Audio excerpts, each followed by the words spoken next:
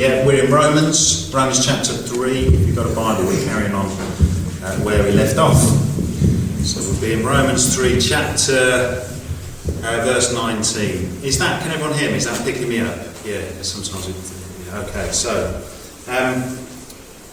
many years ago, actually, it's 20 odd years ago now, a friend of mine was walking along the beach on the south coast. It was a really blusterous, stormy day. There was a storm, and some of you may have heard me tell this story before. Him and another friend of mine were walking along right by the sea coast, and the waves were battering on. They thought this was really hilarious, dodging the waves and gale force winds, when suddenly this freak wave, out of nowhere, smashed into both of them and dragged Andy, my mate, out to sea. Not very far out, but far enough that he was out of his depth, and he was struggling.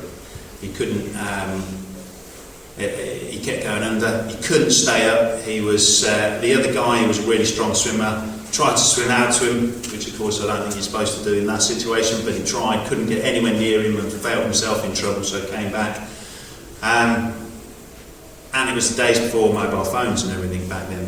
So about 20 minutes later, Andy was exhausted. I mean, literally going under.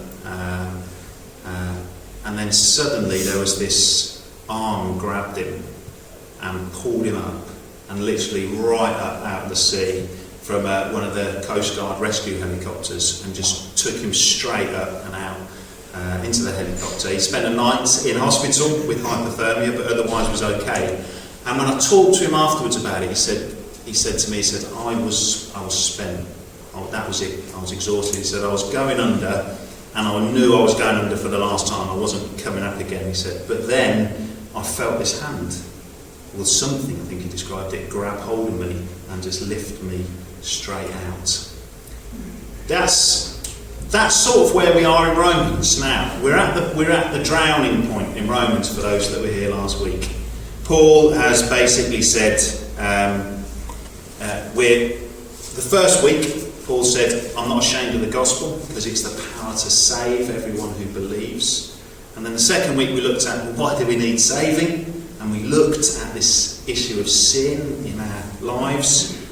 And basically Paul last week said there's no distinction. You've all sinned and you've all fallen short of the glory of God, it says, and you all deserve, or not deserve, but will get the consequences of that. So we're all in this situation of being in this water, going under, with no real way, without any external help, no way of saving ourselves. Paul takes the different groups at the beginning of Romans, and he says that we're all affected, that we're all the same. All of us are the same.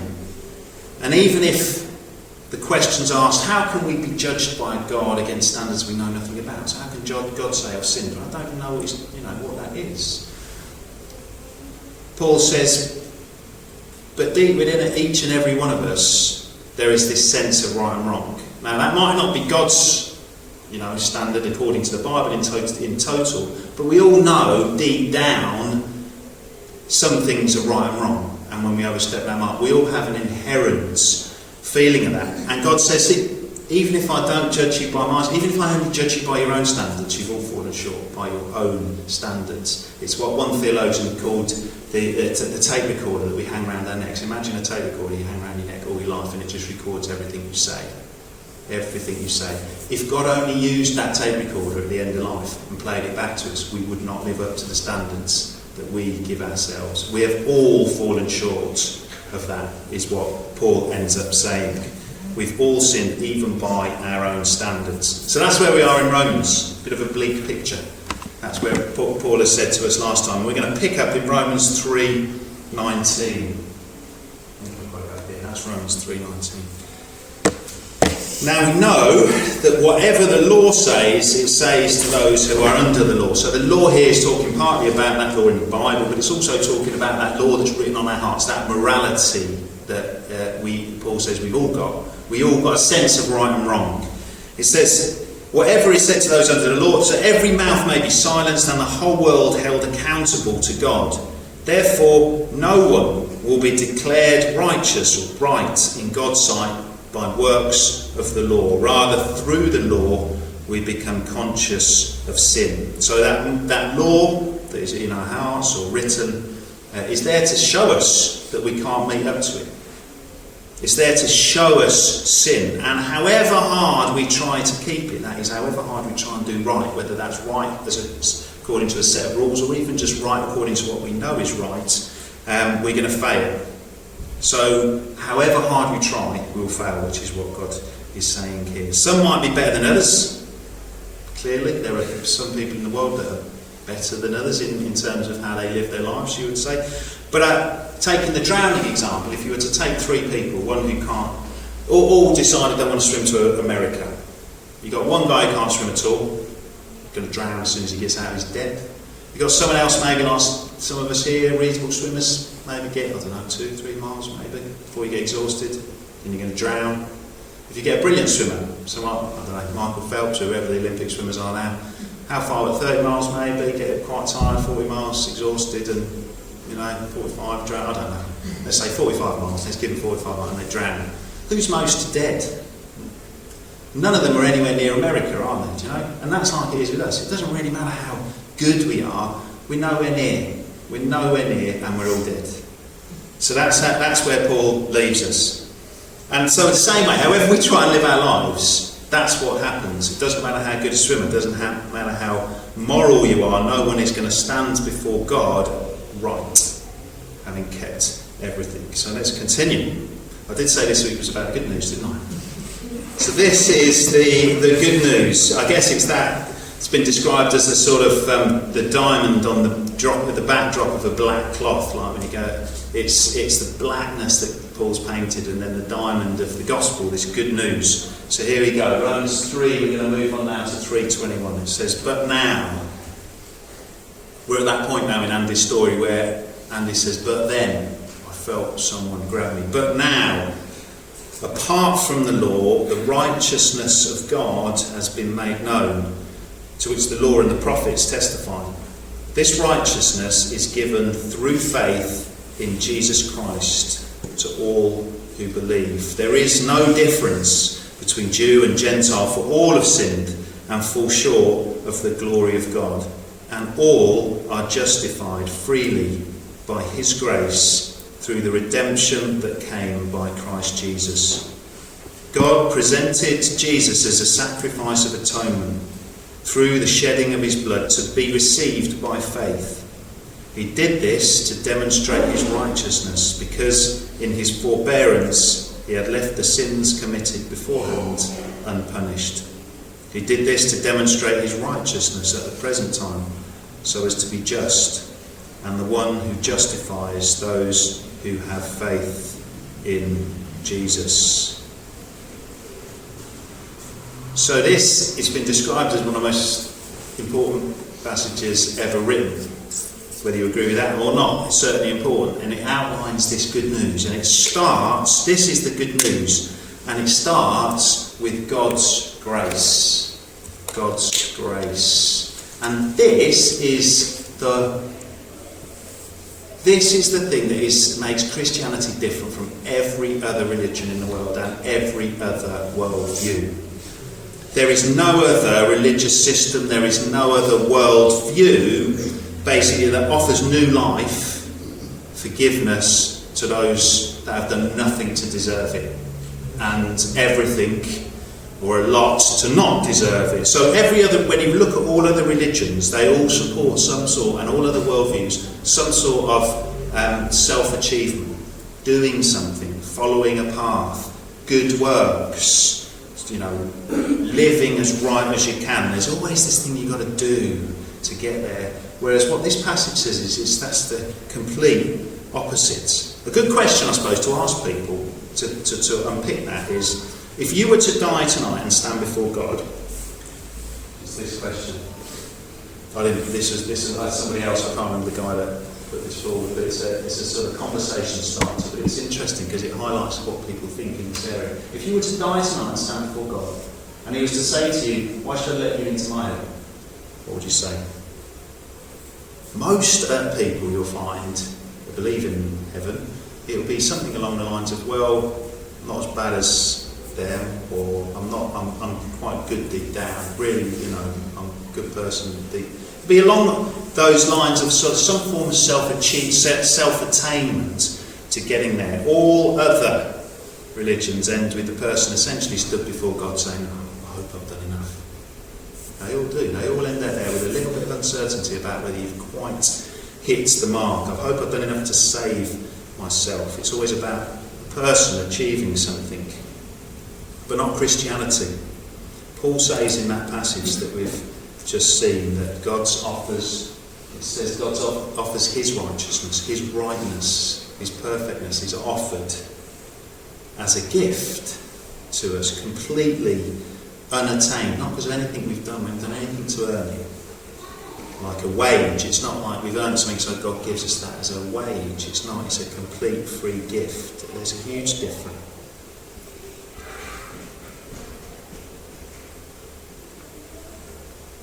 It goes right against our inbuilt sort of impulse, doesn't it? Deep down we want to sort of earn something. We want to have been rewarded for something in us, as in that we've done maybe a prayer we did when we were younger, or a way we responded to something. Maybe God can see that. But it's totally not. It's totally a gift. As many of you will have seen the film Saving Private Ryan. Probably the vast majority, I would have thought, have seen that film. That's if you haven't, this is going to be a bit of a spoiler. In the film, there is a guy called James Ryan who's stuck behind enemy lines, and there's a platoon goes out to rescue him, to bring him back. That's headed up by Tom Hanks, isn't it? What's his name? John Miller, or something like that. He's the platoon leader, and he goes out to find this guy. And all the way through the film, the people that in the platoon that are going to get him are saying things like, "You better be worth it. You better invent a cure for cancer, or invent a long-lasting life." No, they're all saying this guy better be worth it. And this theme of worth comes all the way through the film, and then they find him. But in the final battle, just when they find this Private Ryan, and in this final battle, the captain, Tom Hanks, is shot and is killed. And we're just going to watch a clip from that. We're going to watch that clip, and then we're going to jump to the end of the film with him later on in his life. So I hope most of you have seen that film, because you've probably seen it. There'll be no surprises. Earn this, and that's what all other religions, most of the ways of life, it is earn this. And he spends his whole life never quite knowing whether he's done it. Have I earned it? Of course he hasn't. How do you ever earn that? How do you ever earn someone's death? You can't do it. And I think, thank goodness, that's not what Jesus said when he died. When Jesus died on the cross for us, he didn't say, earn this. Can you imagine that? Earn this. He said, it is finished. It is finished. All the work that was needed for us to be saved, for us to know God's righteousness, to be made whole, to come back into a relationship with God, all of that work is done. It's finished. It's finished on the cross. It was nailed to the cross. He did not look at us and say, earn it. He looked at it and said, it's finished. It's done. And that's completely different as opposed to everything else that you will ever hear or read about coming to God. It makes no sense. It's not how we would write it. It makes no sense that God would do that.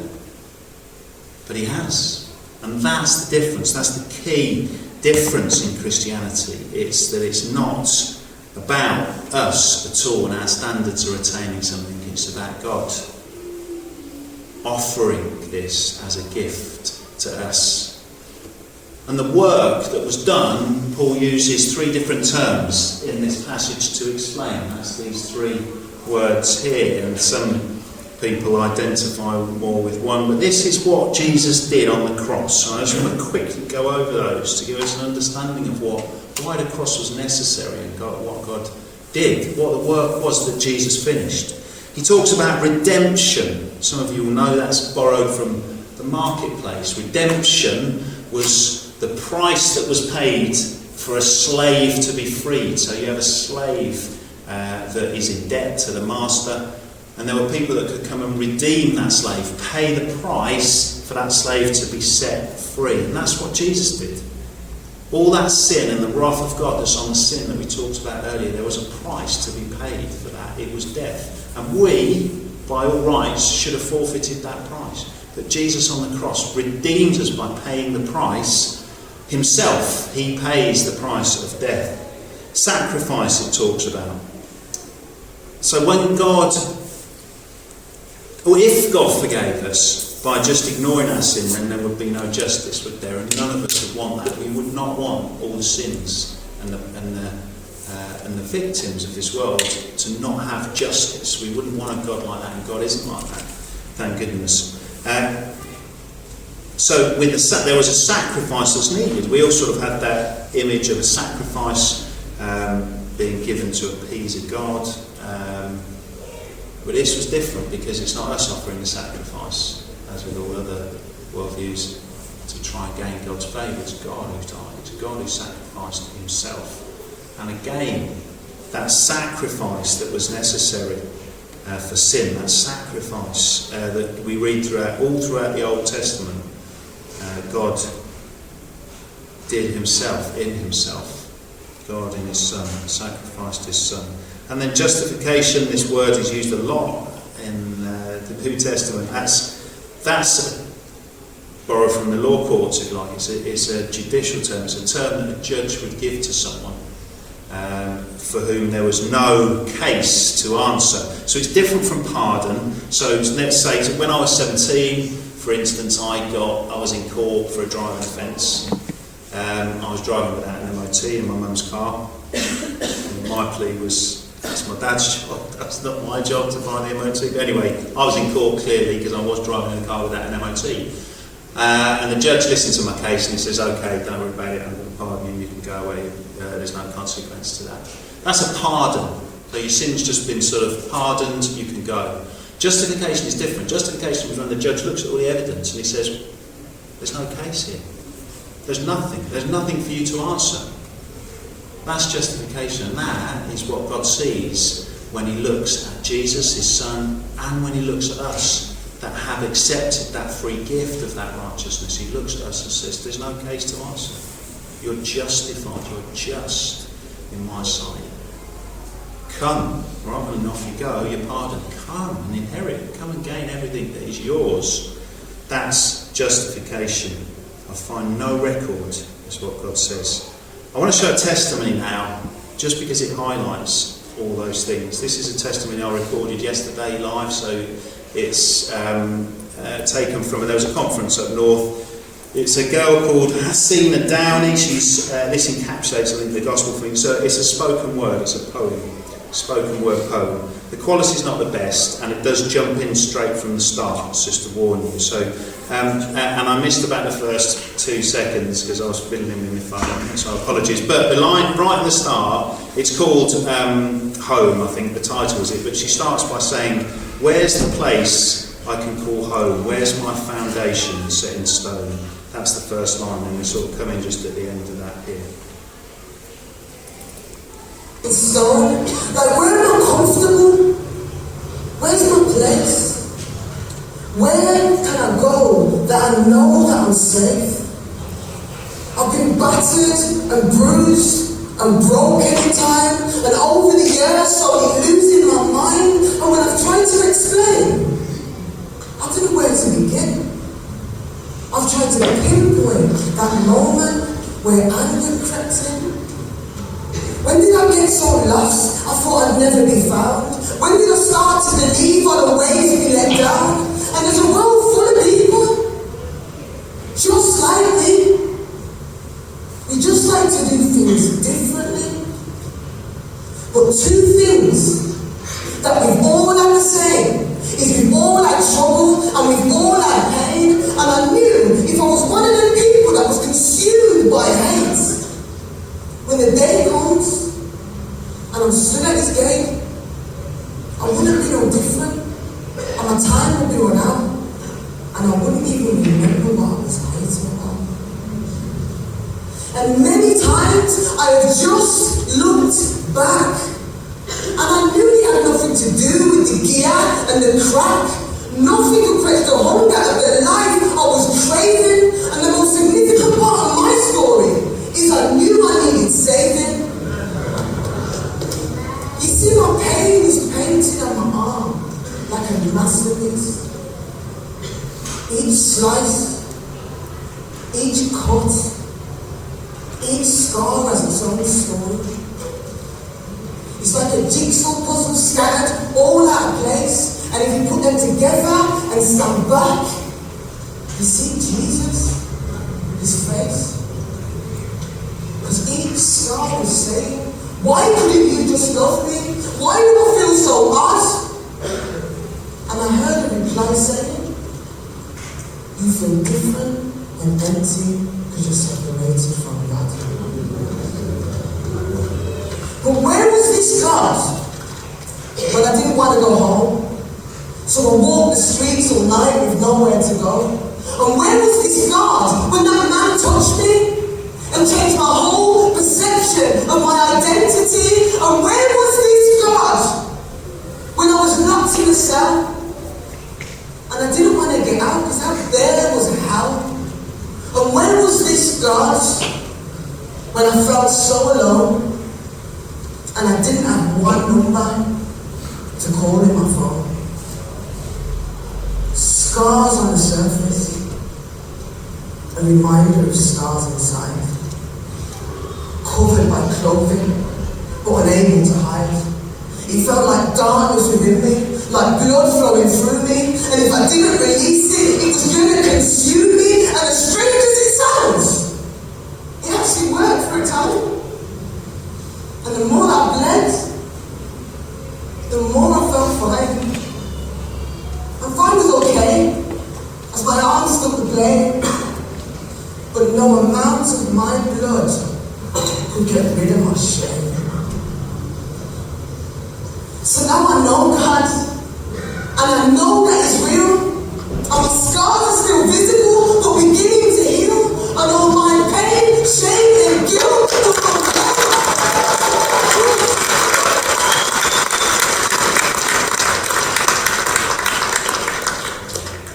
It doesn't make sense, because I was the one that was lost, that God chose to shed his blood for me.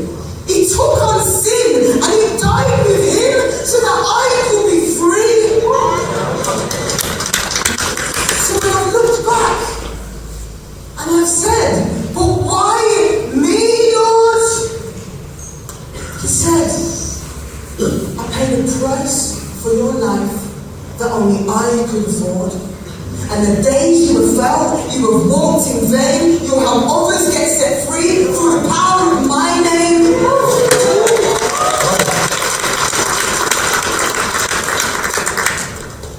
So if you think what I'm saying is not real, and you just think I'm nuts, I'll show you my arms.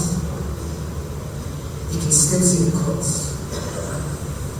And if you think he's not real, and you don't know him today, give him a chance and he will show you the way.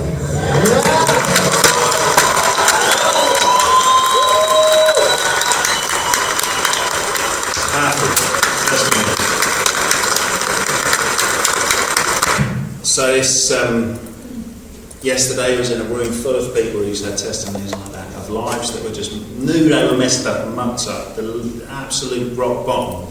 And their story was of meeting Jesus and receiving, like she said, my shame, my guilt, my pain was nailed to the cross. That was their testimony time and time again. Nothing they could do to achieve it. They didn't do anything to achieve that. They recognised that. They just received, by faith, God's grace of this free gift of righteousness. I was sat next to a guy there actually who'd been in and out of prison for the last 10 years, and he said for most of that he was in the block, he said, which is like the segregation unit where they put the naughty prisoners, and an isolation unit. And I do the rounds 3 times a week in these segregation units, and often I have to have 3 or 4 officers stood with me when the doors are opened because of the guys that are in there. And I was sat next to this guy, level standing before God and brothers. There is nowhere else where that happens, where it is only the cross of Jesus where we have that grace that can break in and transform lives like that through nothing any of us have earned. We are all aren't we? Whether we've swam 10 miles, 20 miles, but we are all dead in the water if it is not for God's grace. Amazing to hear testimonies like that. And I guess the only final thing to say is about how we receive that. Yes, well, how do I receive God's grace? And it says in that passage that is through faith. It talks about. I don't know if you've got. It's died. No, that's projector's died. I think I might have pulled the lead out when I walked out. Faith. It talks about, doesn't it? It is received by faith in Jesus Christ. That's all it is. And that's not to say that you have to have a massive faith. It doesn't replace sort of working hard to having a big faith. You know, sometimes we can do that, can't we? We can say, it's not about how hard I work, but actually, you know, it's my faith. And we basically make it again about us. It's not. It's nothing. All we're doing then is replacing one thing with the other, attaining it by what we do, to obtaining it with our faith. It's nothing to do with that. And Paul makes that really clear by giving us the example of Abraham. He says, look, Abraham, God said something to Abraham. He made him a promise to Abraham. And Abraham believed God, and that was counted to him as righteousness. So Abraham was right before God because he believed God. Before he could do anything. So before the 10 Commandments came, before circumcision came, before any of those things, before Moses had a chance to do anything, God counted him righteousness right for him because he believed God. And I think that's key.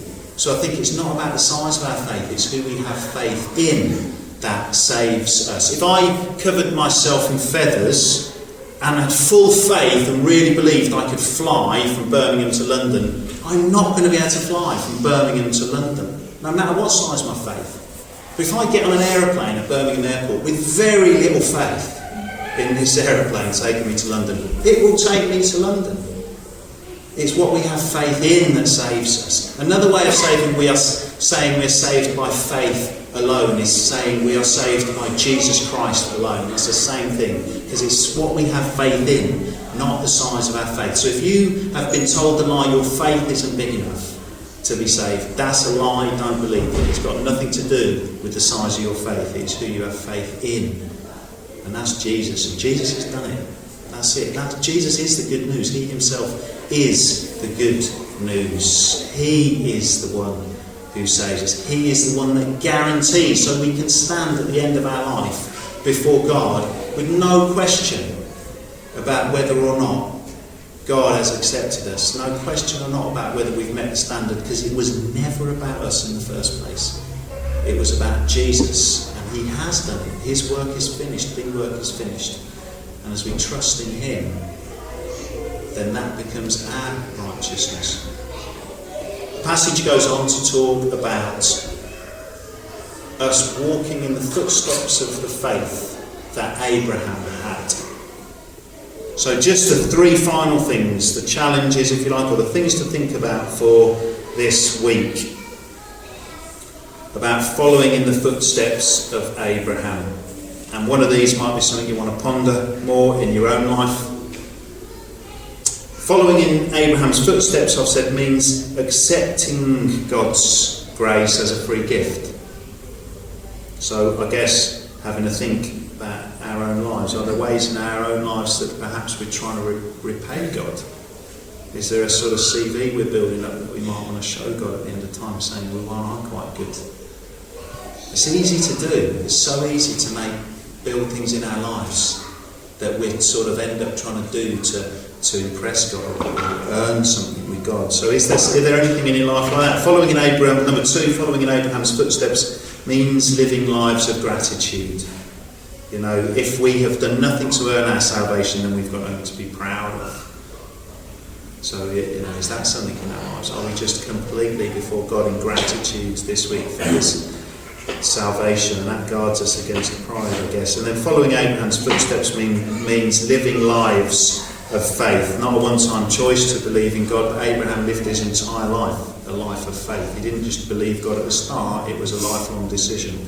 So the final question is, what are you believing God for at the moment? Is there something you're believing God will do? Is there a promise that you're believing in your own life? Let me finish with prayer. Jesus, I thank you. I thank you that my salvation is not about me. And I thank you, Jesus, that you took all my guilt and shame and sin and you nailed it to the cross. That you were that sacrifice, that your blood covers me.